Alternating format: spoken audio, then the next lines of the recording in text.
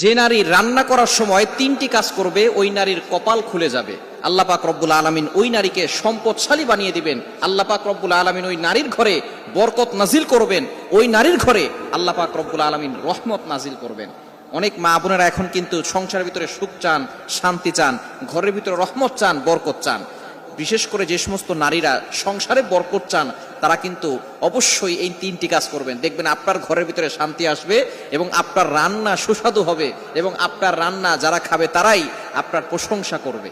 আমরা অনেকেই কিন্তু নিজের প্রশংসা শুনতে চাই এবং অনেকেই আমরা ঘরের ভিতরে বরকত চাই, রহমত চাই। এজন্য আমরা এই তিনটি কাজ করব। নাম্বার ওয়ান, এক নাম্বার হচ্ছে আপনি যখনই রান্নাঘরে প্রবেশ করবেন তখন আপনি সালাম দিবেন।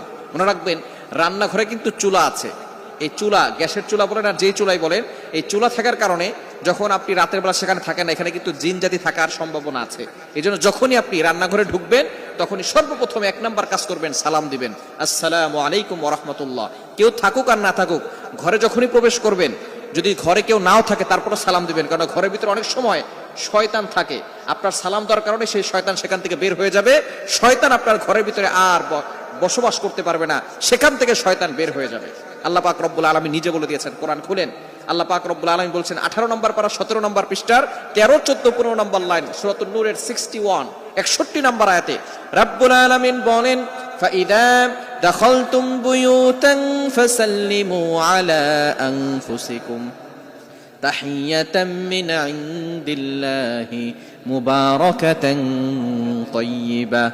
যেই ঘরে ঢোকার সময় কোনো ব্যক্তি যদি সালাম দেয়, আল্লাহ পাক রব্বুল আলামিন ওই ঘরের ভিতরে বরকত নাজিল করেন। আল্লাহ পাক রব্বুল আলামিন পবিত্র রিজিক সেখানে দান করেন।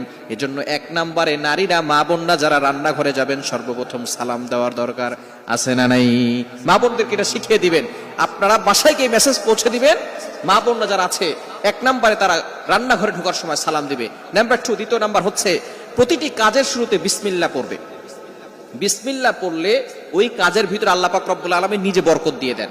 বিসমিল্লাহ পড়লে কোনো রান্না করলে ওই রান্নার ভিতরে আল্লাহ তাআলা স্বাদ বাড়িয়ে দেন, ওই রান্নার ভিতরে আল্লাহ তাআলা রহমত দেন, ওই রান্নার ভিতরে আল্লাহ তাআলা বরকত দান করেন। কিন্তু বর্তমান আমাদের সমাজের ম্যাক্সিমাম নারীরা রান্না করার সময় ডিজে গান শুনে, রান্না করার সময় হিন্দি গান শুনে, ইংলিশ গান শুনে, তারা ড্যান্স করে আর রান্না বান্না করে, যার কারণে ঘরের ভিতরে কোনো বরকত থাকে না। খবরদার, গান শুনবেন আর রান্না বান্না করবেন আর চিন্তা করবেন ঘরের ভিতরে বরকত নাই কেন। আপনি যদি বরকত পেতে চান, প্রত্যেকটা কাজের শুরুতে আপনি বিসমিল্লাহ পড়বেন। আপনি চাউল নিচ্ছেন, পড়েন বিসমিল্লাহির রহমানির রহিম। চাউল ধৌত করতেছেন, বলেন বিসমিল্লাহির রহমানির রহিম। মাছ কাটতেছেন, বলেন বিসমিল্লাহির রহমানির রহিম। আপনি গোশত ধৌত করতেছেন, বলেন বিসমিল্লাহির রহমানির রহিম। আপনি যেই কাজ